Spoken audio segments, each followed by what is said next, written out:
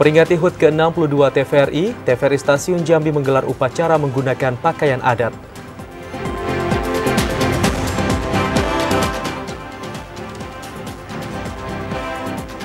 Dua hektar lahan sawit di Desa Mentawa Baru, Kabupaten Sarawangun hangus terbakar.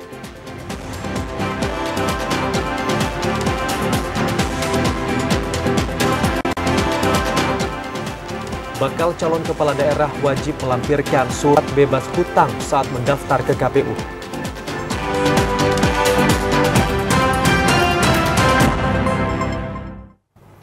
Assalamualaikum warahmatullahi wabarakatuh. Selamat sore saudara. Kami kembali menyapa Anda dalam program Jambi hari ini, spesial edisi hari ulang tahun ke-62 LPP TVRI pada hari ini, Sabtu 24 Agustus 2024. Selain 3 berita utama tadi saudara, redaksi kami juga telah menyiapkan sejumlah informasi penting dan menarik lainnya untuk Anda. Bersama saya Cynthia Permana. Dan saya Ahmad Solihin, inilah Jambi hari ini selengkapnya.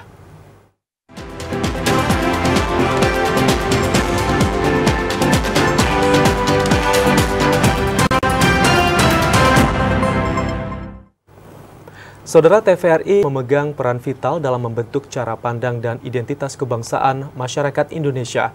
Di Provinsi Jambi, TVRI tak hanya menjadi sumber informasi, namun juga menjadi alat efektif untuk menyampaikan agenda pembangunan pemerintah dan menanamkan nilai-nilai kebangsaan.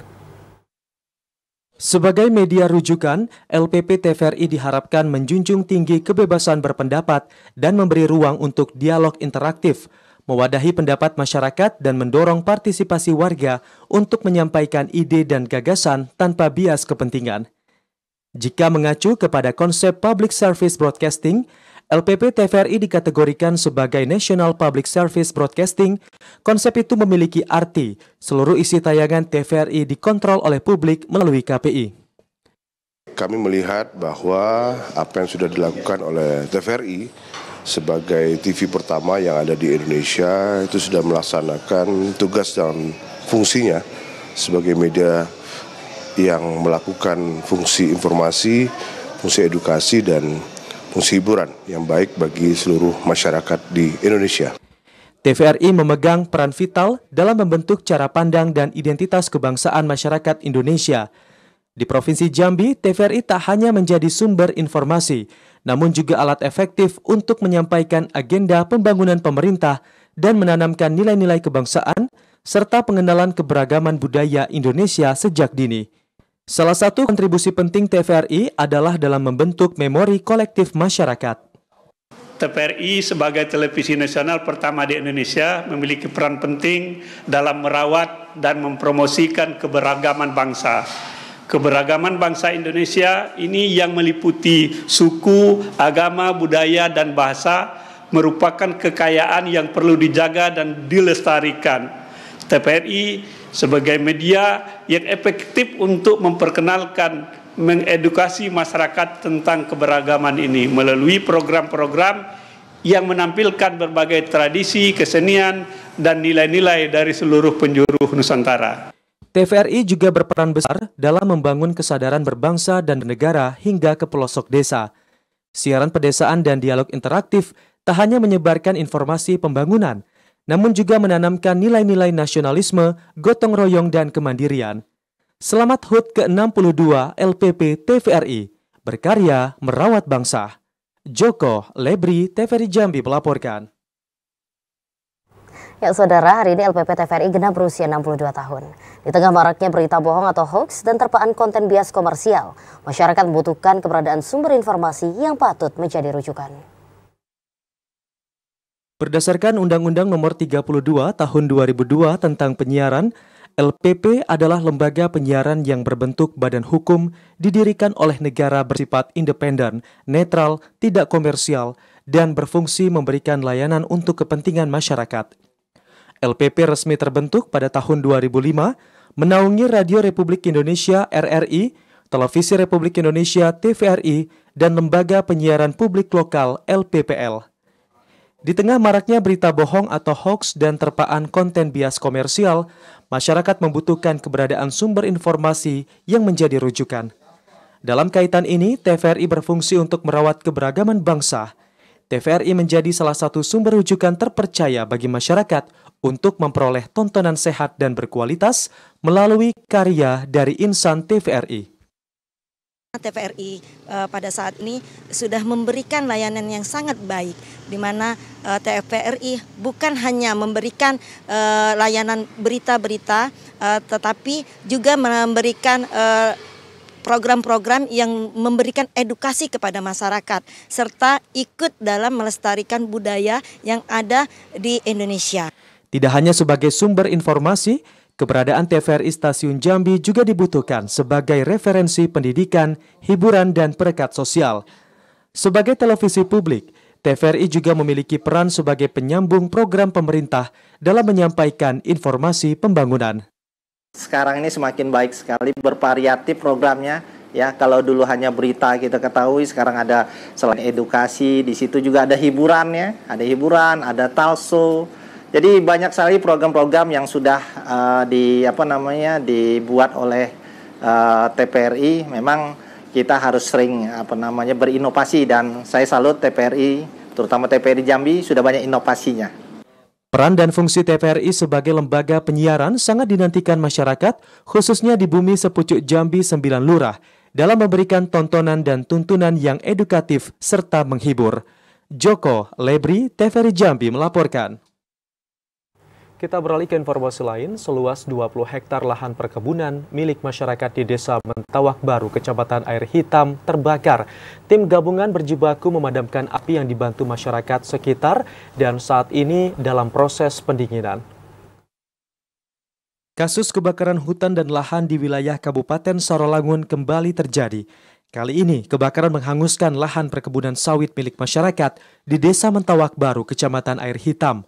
Personil Koramil Pauh yang mendapatkan informasi langsung menuju lokasi untuk melakukan pemadaman dengan peralatan seadanya. Dibantu peralatan pemadaman kebakaran milik perusahaan, api berhasil dipadamkan pada hari kedua yang juga turut dibantu oleh tim Satgas Karhutla. Saat ini petugas masih melakukan proses pendinginan. Komandan Rayon Militer Koramil 42003 Pauh, Kapten Husna Effendi mengatakan, percikan api diduga berasal dari puntung rokok dari warga yang sedang mancing di lokasi kebun. Karena kondisi lahan yang kering memudahkan api dari puntung rokok membakar daun sawit yang gugur sehingga meluas ke sawit masyarakat. Untuk lokasi yang terbakar diperkirakan sudah mencapai dari 20 hektar. Alhamdulillah untuk api sudah bisa padam. Untuk sekarang posisi kami berada di lokasinya di sana. Direncanakan hari ini kita akan melaksanakan kegiatan pendinginan. Dan Ramil 42003 Pauh meminta semua masyarakat yang berada di wilayah teritorialnya, seperti di Kecamatan Pauh, Air Hitam, Mandiangin, dan Mandiangin Timur, untuk tidak membuang puntung rokok sembarangan. Kemudian tetap waspada terhadap potensi kebakaran hutan dan lahan selama musim kemarau berlangsung. Edi Kusnadi, TVRI Jambi melaporkan.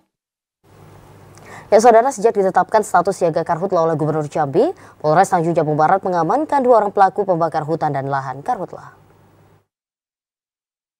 Tim terpadu Karhutla Tanjung Jabung Barat yang terdiri dari TNI Polri, BPBD, dan Manggala Agni terus memantau wilayah rawan Karhutla yang berada di bumi Serengkuh Dayung serentak ketujuan.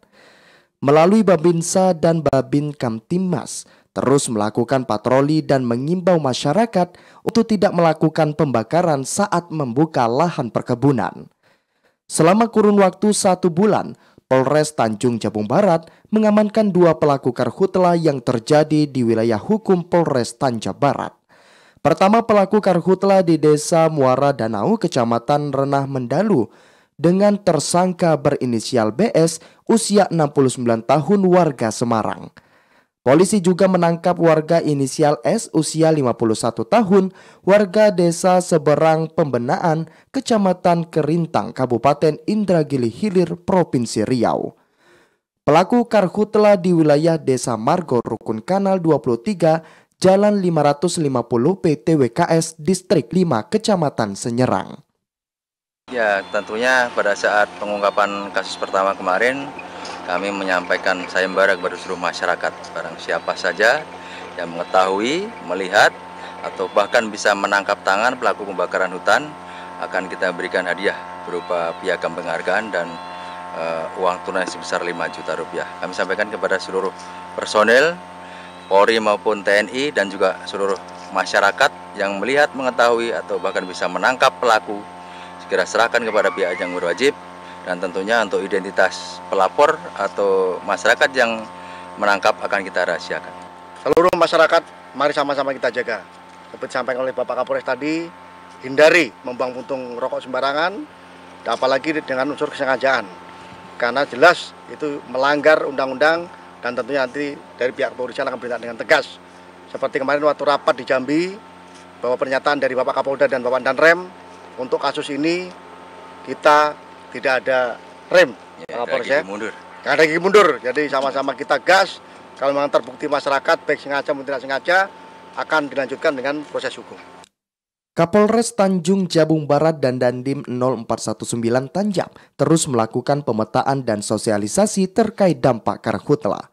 Polres dan Dandim 0419 Tanjab berjanji akan menindak tanpa pandang bulu bagi siapapun pelaku karhutla. Dengan pasal 22 dan 24 junto pasal 69 ayat 1 huruf H Undang-Undang Nomor 6 Tahun 2023 tentang penetapan Perpu Nomor 2 Tahun 2022 tentang Cipta Kerja menjadi undang-undang atas perubahan ketentuan. Pasal 108 junto pasal 69 ayat 1 huruf H Undang-Undang Nomor 32 Tahun 2009 tentang perlindungan dan pengelolaan lingkungan hidup atas pasal 186 KUHP dengan ancaman 10 tahun penjara atau denda paling sedikit 3 miliar dan paling banyak 10 miliar rupiah. Didi Haryadi, TVRI Jambi melaporkan. Dampak musim kemarau semakin meluas selain mempengaruhi menurunnya debit air sungai, namun juga berdampak terhadap mengeringnya tanaman yang berada di sejumlah titik ruang terbuka hijau di Kabupaten Batanghari. Dampak musim kemarau di Kabupaten Batanghari mulai berpengaruh terhadap kondisi lingkungan. Hal itu dibuktikan dengan mulai mengeringnya sejumlah tanaman serta rerumputan di sejumlah taman ruang terbuka hijau RTH yang berada di Kota Muara Bulian. Tidak sedikit tanaman di RTH mulai layu dan menguning hingga kering dan terancam mati. Kepala Dinas Lingkungan Hidup Batanghari Zamzami mengatakan, untuk mencegah kematian terhadap tanaman tersebut, pihaknya melakukan upaya penyiraman secara rutin mulai dari pagi, sore hingga malam hari, sehingga tanaman kembali segar dan pertumbuhannya dapat terus terjaga. Udara yang cukup panas dan tidak seimbangnya pasokan air, jadi tanaman itu mengurangi untuk tempat dia penguapan. Jadi nampaknya sekarang di depan kejaksaan, pengadilan itu kan banyak yang tidak ada daunnya lagi. Itu bukan mati, tapi karena kemarau yang panjang dia mengurangkan. Zamzami menambahkan untuk saat ini pasokan air pada kendaraan tangki penyiram tanaman pun masih memadai. Diharapkan situasi kemarau segera berakhir agar tanaman di RTH dapat kembali tumbuh subur. Ade Juniawan, TVRI Jambi melaporkan. 44 TPS di Provinsi Jambi masuk kategori sangat rawan. Informasi selengkapnya akan kami hadirkan usai pariwara berikut ini. Tetaplah bersama kami.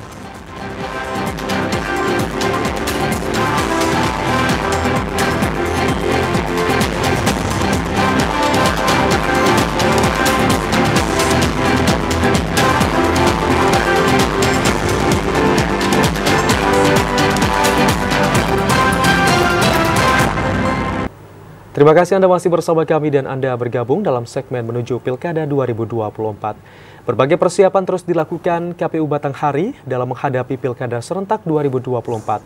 Salah satunya dengan melakukan koordinasi bersama pemerintah, aparat penegak hukum terkait pengamanan dan pendaftaran bakal calon kepala daerah.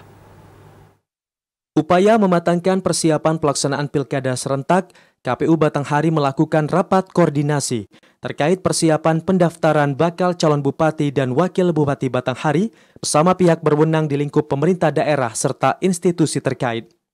Beberapa poin yang menjadi perhatian KPU nantinya terhadap tahapan pendaftaran calon kepala daerah, yakni antisipasi lonjakan massa pendukung saat mengantar pasangan calon untuk mendaftar ke kantor KPU. Selain itu, penyelenggara juga melarang adanya keterlibatan ASN saat proses pendaftaran. Komisioner KPU Batanghari Muhammad Nuh mengatakan, langkah ini perlu dilakukan mengingat potensi pelanggaran di aspek ini seringkali terjadi di setiap momentum pesta demokrasi.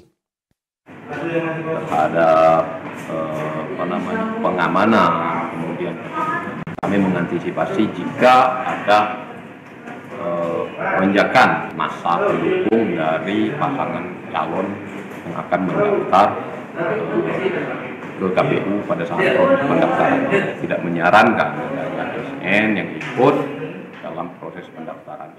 Dalam rapat koordinasi tersebut, seluruh pihak berwenang telah berkomitmen akan mendukung setiap tahapan yang berlangsung demi menyukseskan Pilkada serentak 27 November mendatang.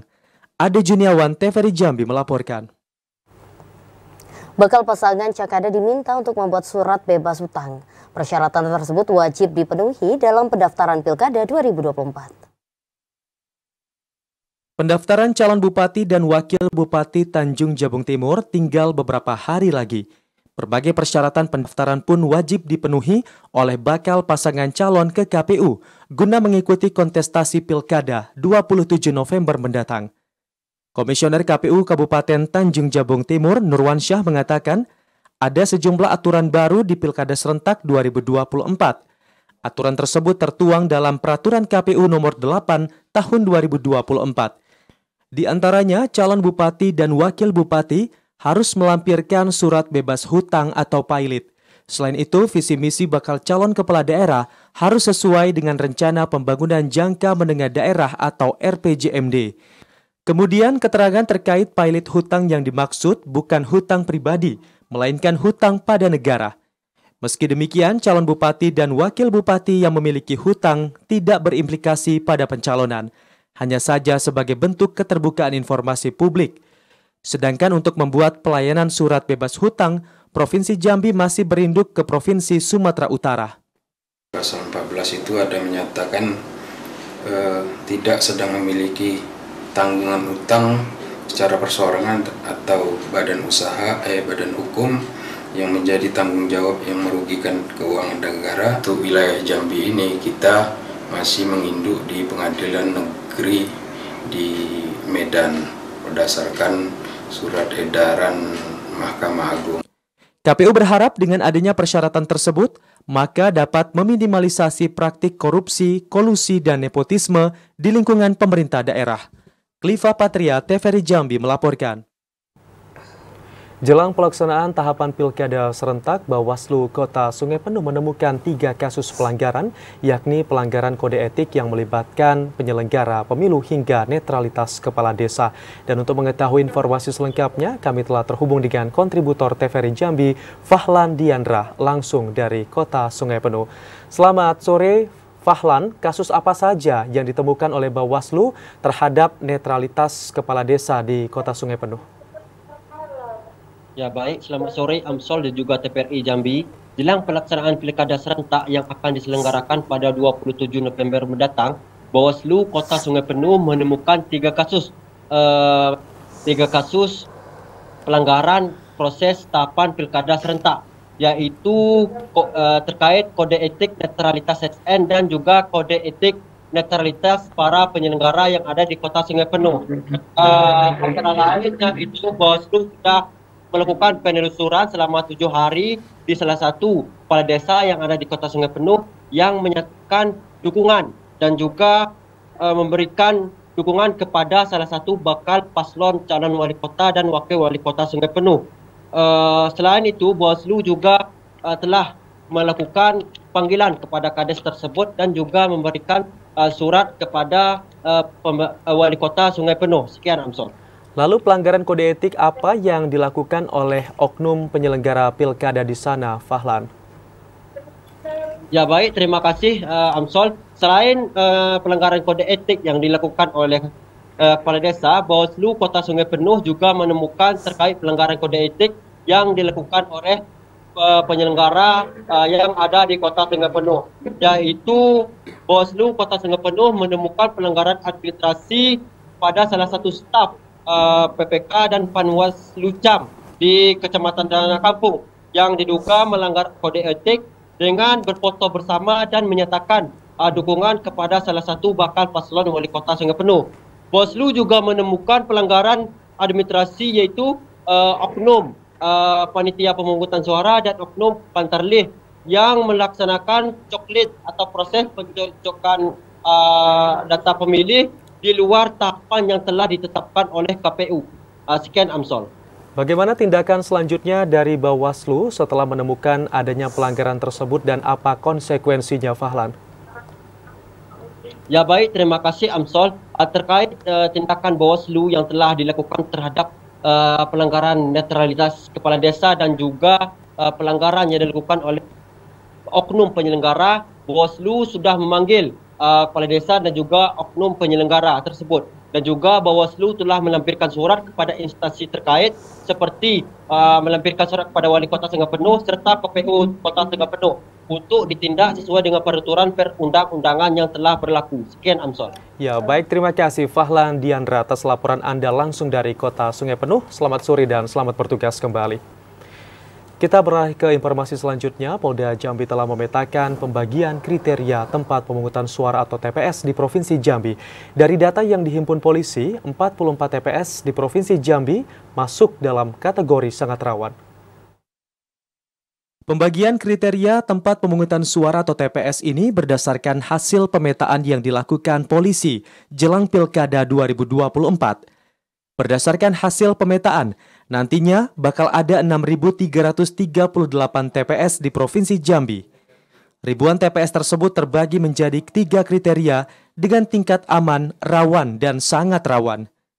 Dari 3 kriteria tersebut, 44 TPS masuk dalam kategori sangat rawan, 749 TPS masuk kriteria rawan, dan sisanya aman. Dari 44 TPS tersebut, 28 TPS diantaranya terdata di Polres Kerinci.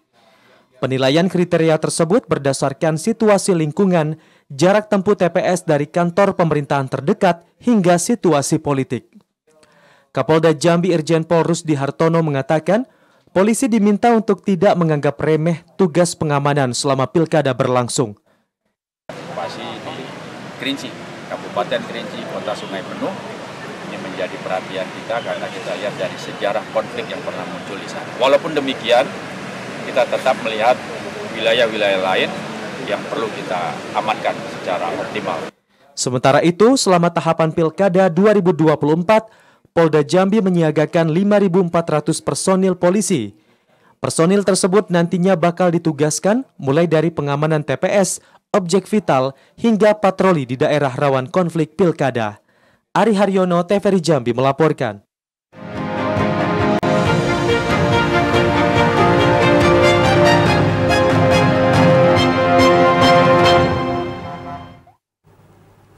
Saudara, 45 anggota DPRD Kota Jambi dilantik hari Jumat 23 Agustus 2024. Saat pelantikan itu, Muhili Amin ditunjuk sebagai Ketua DPRD Kota Jambi sementara.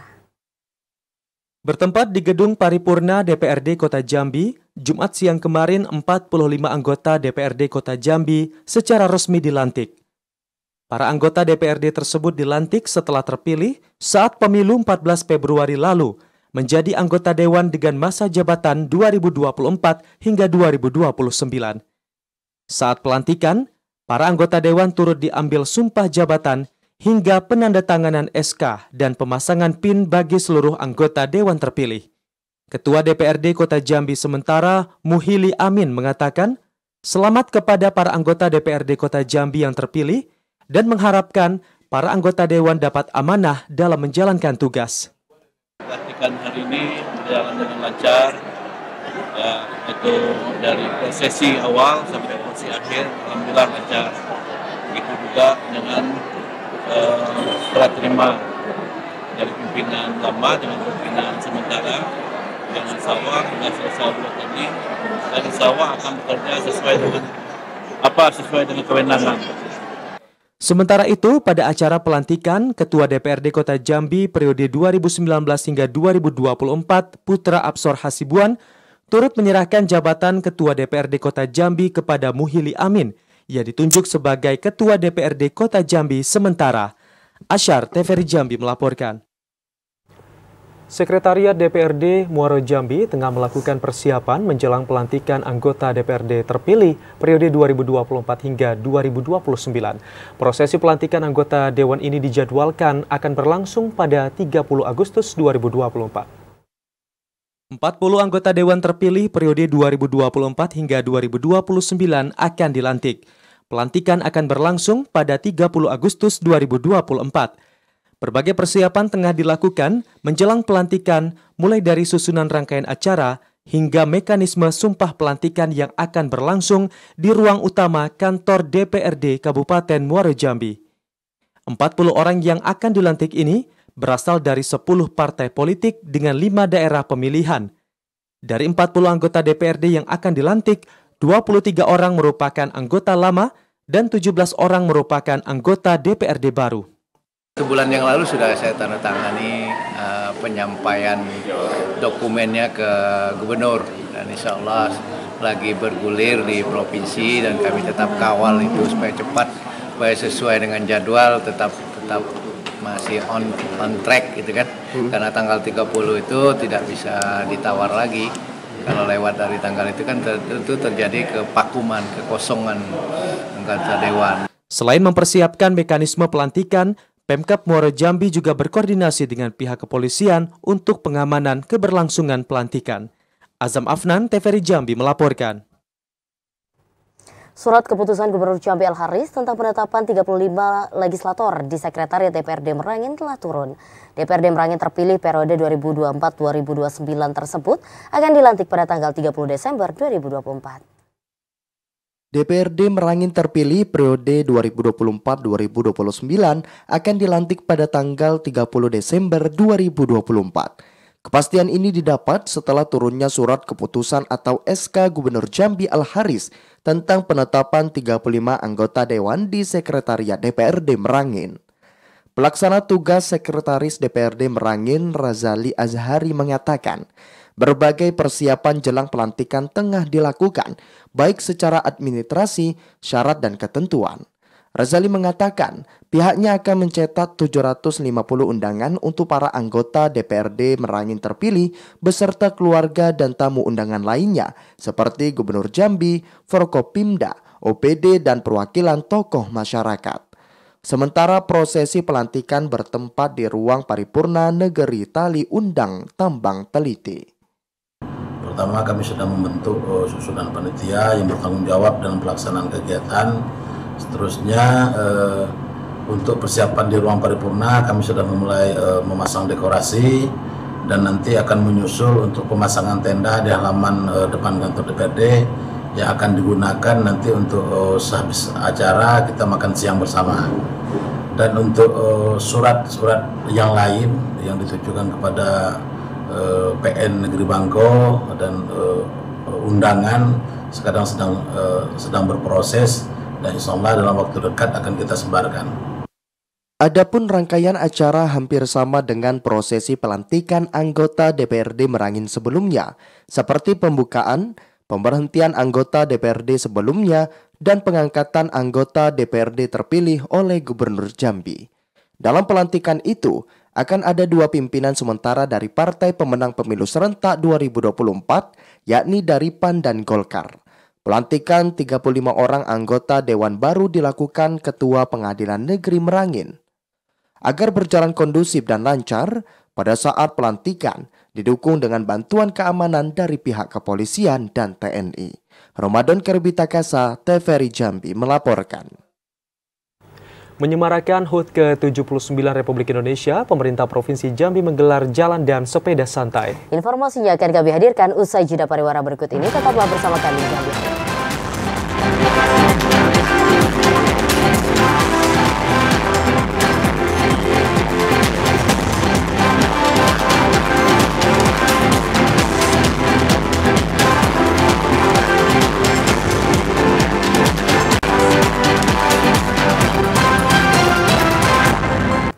Saudara, Anda masih menyaksikan Jambi hari ini dalam segmen advertorial. Menyemarakan hari ulang tahun ke-79 Republik Indonesia tahun 2024, Sekda Provinsi Jambi Sudirman secara resmi membuka penyelenggaraan jalan dan sepeda santai untuk masyarakat. Menyemarakan perayaan hari ulang tahun ke-79 Republik Indonesia tahun 2024, pemerintah Provinsi Jambi menggelar jalan santai dan sepeda santai untuk masyarakat. Kegiatan yang dipusatkan di lapangan utama kantor Gubernur Jambi itu dibuka secara resmi oleh Sekda Provinsi Jambi Sudirman pada Sabtu pagi 24 Agustus 2024. Sudirman mengatakan penyelenggaraan kegiatan tersebut diupayakan pemerintah untuk menggelorakan semangat masyarakat dalam mengisi kemerdekaan. Menjaga hubungan yang harmonis antara pemerintah dan masyarakat menjadi bagian penting dalam percepatan pembangunan daerah. Sudirman menekankan penyelenggaraan kegiatan dalam menyemarakan peringatan Hari Kemerdekaan Negara ini juga dilakukan pemerintah untuk membagikan kebahagiaan kepada masyarakat. Masyarakat Provinsi Jambi untuk selalu hidup sehat, ya, bersama-sama saling membangun kebersamaan, dan kita juga berharap meriahnya HUT RI ke-79 pemerintah Provinsi Jambi ini bisa dirasakan oleh seluruh masyarakat, termasuk juga ASN, termasuk juga instansi-instansi vertikal. Inilah wujud kebersamaan dalam rangka memeriahkan HUT RI ke-79. Mudah-mudahan bisa memberikan rasa bahagia bagi masyarakat, termasuk mereka-mereka yang memperoleh hadiah. Ketua Panitia Peringatan HUT ke-79 Republik Indonesia Provinsi Jambi Johansyah mengatakan, selain jalan dan sepeda santai, Pemprov juga menyiapkan sejumlah kegiatan lainnya untuk menyemarakan peringatan HUT RI. Kegiatan tersebut mulai dari gerakan pangan murah, pelayanan administrasi kependudukan dan kesehatan, serta berbagai perlombaan lainnya yang dipusatkan di lokasi yang sama. Ini rangkaian kegiatan HUT RI ini kita laksanakan dengan agenda yang cukup besar menurut saya. Ada sepeda santai, ada jalan santai, dan juga ada gelar pangan murah. Di belakang kita ini ada gelar pangan murah. Nanti diharapkan semua peserta boleh berbelanja dengan komoditi yang harganya murah. Kemudian juga kita ada pelayanan yang belum punya KTP kita ada. Kemudian mau tes kesehatan juga ada. Kemudian banyak lagi lomba-lomba tradisional dan juga hal ini kita ikutin. Penyelenggaraan berbagai kegiatan yang masuk dalam rangkaian peringatan HUT ke-79 Republik Indonesia di Provinsi Jambi diharapkan dapat memberikan dampak positif bagi masyarakat. Randy Arta, TVRI Jambi melaporkan. Upaya menyukseskan program makan bergizi gratis di daerah, pemerintah Provinsi Jambi akan mulai melakukan pendataan anak-anak yang berhak untuk mendapatkan manfaat dari program makan bergizi gratis. Setelah diputuskan masuk dalam rencana kerja tahun depan, pasca disampaikan Presiden Joko Widodo dalam penyampaian keterangan pemerintah atas rancangan undang-undang tentang APBN tahun anggaran 2025. Pemerintah Provinsi Jambi akan mulai melakukan pendataan anak-anak yang nantinya berhak untuk mendapatkan manfaat dari program makan bergizi gratis. Sekda Provinsi Jambi Sudirman mengatakan, pendataan anak-anak penerima manfaat program makan bergizi gratis menjadi komposisi penting pelaksanaan program tersebut di seluruh kabupaten kota. Sudirman menekankan, Pemprov juga akan terlebih dahulu menunggu petunjuk pelaksanaan dan petunjuk teknis penyelenggaraan program makan bergizi gratis dari pemerintah pusat. Realisasi program makan bergizi gratis bagi anak-anak sekolah di Jambi akan merujuk pada regulasi yang nantinya ditetapkan. Sudirman memastikan Pemprov siap untuk merealisasikan program Presiden dan Wakil Presiden terpilih hasil pemilu serentak tahun 2024 dengan ketentuan yang berlaku. Ya, kalau kita masih belum mengambil langkah-langkah itu karena kita juga masih menunggu secara rinci seperti apa format APBN 2025 untuk makan gratis. Paling tidak penyiapan data lah, ya, penyiapan data, komposisi siapa-siapa yang punya hak untuk memperoleh makan gratis itu. Karena tadi juga sampaikan oleh Pak Presiden masih akan menunggu lagi komposisi jumlah-jumlahnya gitu ya, akan disiapkan. Termasuk juga regulasinya untuk makan gratis yang sudah dicanangkan oleh Presiden dan Wakil Presiden terpilih. Rencana penyelenggaraan program makan bergizi gratis secara nasional pada tahun 2025 nantinya akan disesuaikan dengan kesiapan di daerah. Randy Arta, TVRI Jambi melaporkan. Satreskrim Polresta Jambi meringkus 2 orang pria yang terlibat judi. Informasinya akan kami hadirkan usai jeda pariwara berikut ini. Tetaplah bersama kami di Jambi hari ini.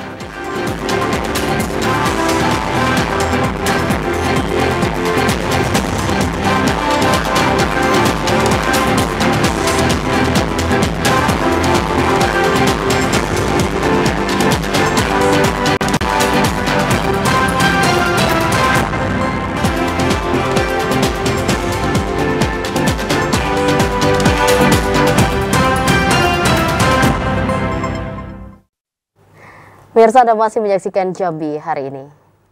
TVRI Stasiun Jambi menggelar upacara dalam rangka memperingati hari ulang tahun ke-62 LPP TVRI. Upacara dengan mengenakan pakaian adat dari berbagai daerah sesuai dengan tema berkarya merawat negeri.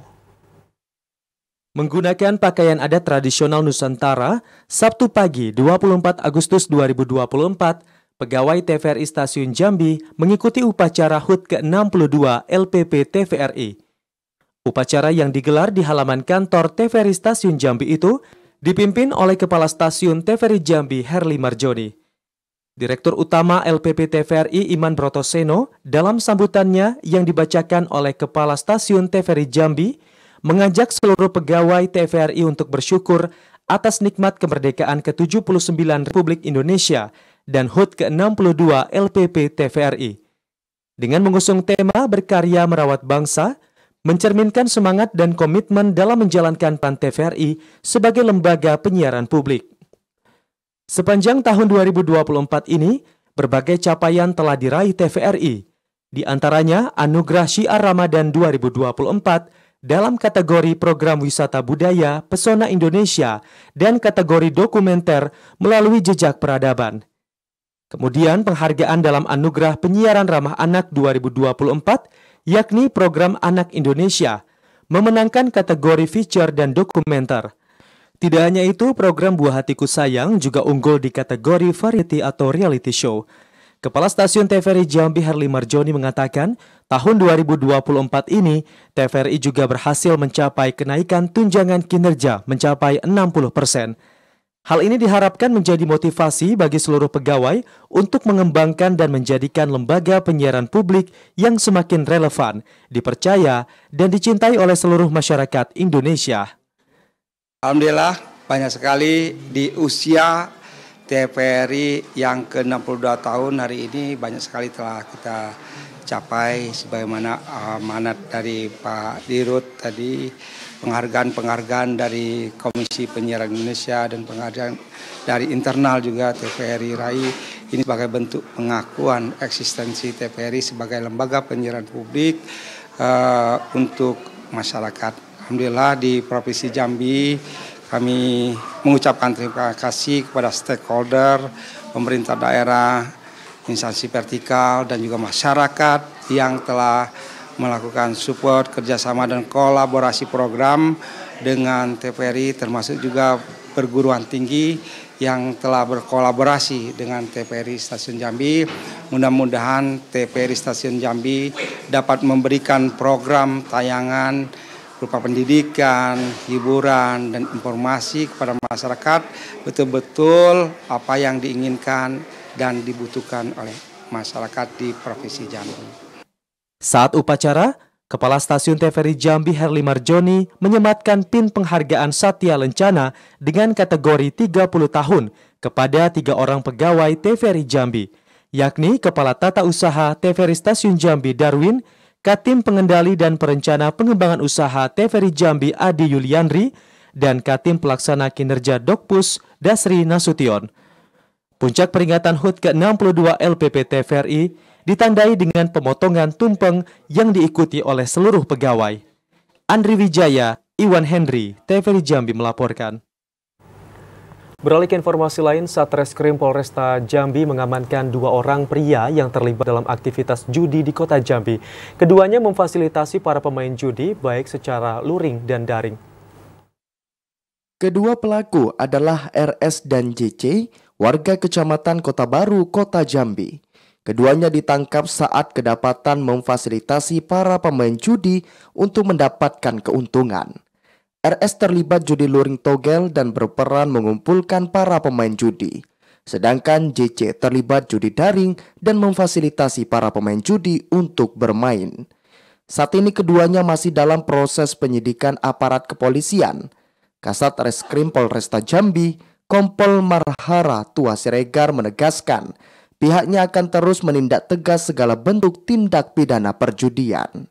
Kegiatan rutin tetap dilaksanakan, yaitu patroli, dan kita tetap memohon bantuan kepada masyarakat karena keterbatasan kita. Apabila ada informasi ataupun data-data mengenai judi, mohon dihubungi ke Polresta Jambi. Kita siap 24 jam untuk melaksanakan penindakan. Keduanya kini ditahan di rutan Polresta Jambi.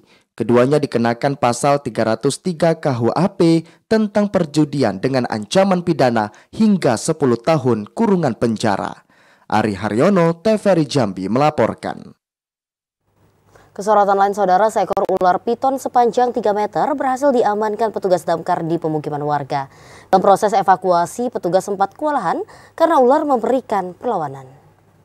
Tim damkar Muaro Jambi mengevakuasi seekor ular jenis piton di dalam kandang ayam milik seorang warga Kelurahan Sengiti, Kecamatan Sekernan, Kabupaten Muaro Jambi. Dalam proses evakuasi, petugas sempat kesulitan karena hewan reptil tersebut memberikan perlawanan. Dengan menggunakan alat penjepit atau stik, akhirnya petugas dalam waktu 30 menit berhasil mengamankan ular sepanjang 3 meter yang sempat meresahkan warga. Pihak damkar meminta masyarakat untuk dapat melaporkan kepada petugas apabila menemukan hewan berbahaya di pemukiman. Masyarakat juga diminta untuk menjaga kebersihan lingkungan agar aman dari serangan hewan yang bisa. Ular kalau dievakuasi itu melawan pada umumnya. Itu upaya untuk mempertahankan diri itu biasa hewan, cuma kita kan sudah mengantisipasinya kemana geraknya. Kecuali ular itu ular berbisa. Kalau ular sanca ini kan tidak berbisa. Setelah berhasil dievakuasi, ular piton tersebut dibawa ke kantor damkar Muaro Jambi dan akan dilepaskan ke habitatnya. Azam Afnan, TVRI Jambi melaporkan. Saudara, aliran Sungai Batang Limbur Merangin dan Sungai Batang Asai yang bermuara di Jembatan Betrix terus menurun. Namun kondisi ini membentuk pulau yang cukup luas sehingga menjadi objek wisata dadakan masyarakat. Dampak musim kemarau yang melanda dalam 2 bulan terakhir menyebabkan aliran sungai terus menyusut.